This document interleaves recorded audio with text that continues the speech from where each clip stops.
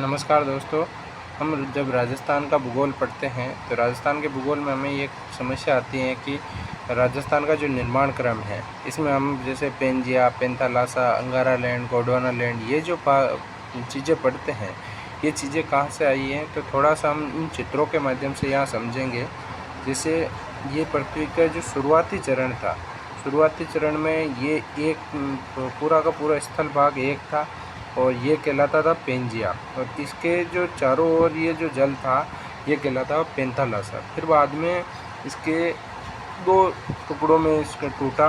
उत्तर का भाग तो कहलाया लोरेशिया और दक्षिण का भाग कहलाया गोंडवाना लैंड। लोरेशिया को ही हम अंगारा लैंड और नीचे का भाग गोंडवाना लैंड। और बीच में ये जो सागर रूपी बचा था इसे नाम दिया गया 33 सागर। इनको निर्माण होने में कई मिलियन वर्ष लगे हैं, जिसे यहाँ पर ये समय काल भी लिखा हुआ। फिर बाद में इसका विकास इस तरीके से हुआ और वर्तमान में ये पृथ्वी इस तरीके से है।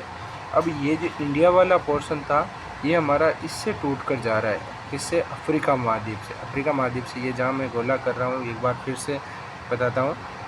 ये पोर्शन है, ये वाला पोर्शन है जो ये अफ्रीका से टूट कर जा रहा है। तो इसका मतलब हमारा जो इंडिया का पोर्शन है ये अंगारा लैंड का पार्ट नहीं है, गोंडवाना लैंड का पार्ट है।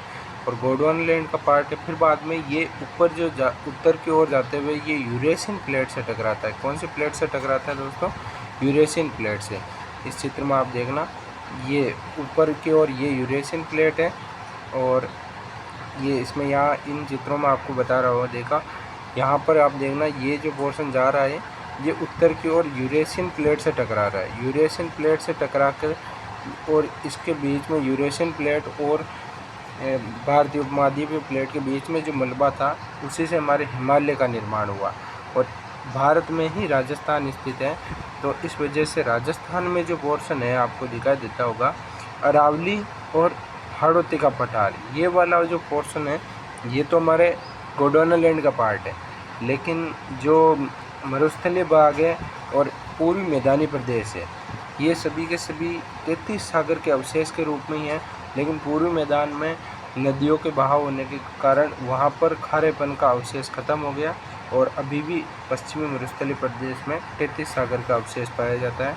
तो इन चित्रों के माध्यम से आपको समझ में आया होगा कि राजस्थान की धरती में कैसे अंगारा लैंड, गोंडवाना लैंड ये कैसा क्या पोर्शन है। तो इन चित्रों में आपने समझ लिया होगा, तो ये फिर से देख लेना। ये ऊपर ये पूरा का पूरा नॉर्थ अमेरिका और ये वाला यूरेशिया वाला पोर्शन ये तो अंगारा लैंड और नीचे का जो भाग था ये गोंडवाना लैंड, और इंडिया हमारा यहीं से टूट कर जाता है। तो बीच में जो पोर्शन इनके दरार पड़ती है वो 33 सागर, वर्तमान में इसका 33 सागर का अवशेष भूमध्य सागर के रूप में है। तो आगे की स्लाइड में हम और देखेंगे राजस्थान की जो भौतिक स्थिति है वो किस प्रकार इस पृथ्वी विश्व के भूगोल से संबंधित है। धन्यवाद।